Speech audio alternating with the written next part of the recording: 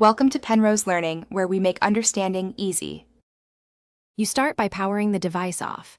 This prevents shorts and false moisture alerts. Once powered down, remove the case and SIM tray so ports sit exposed.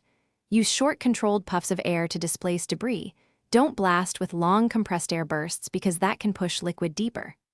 Now, collect a lint-free cloth, 70% isopropyl alcohol, a wooden toothpick for gentle probes, and a few silica gel packets. These items let you dry and clean the port safely before attempting further fixes. Once done with basic prep, tilt the device so gravity helps any liquid drain away from contacts, and dab the port opening with a microfiber. This pulls surface moisture out. Next, lightly moisten the cloth with 70% isopropyl alcohol and wipe around the contacts to displace residues.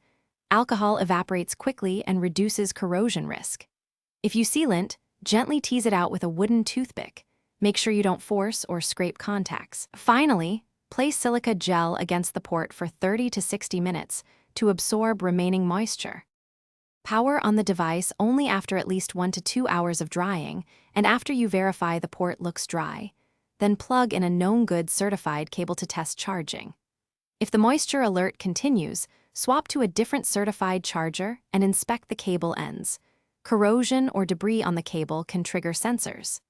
If alerts remain or you detect corrosion, internal damage, or water trapped inside, stop DIY attempts and seek professional repair.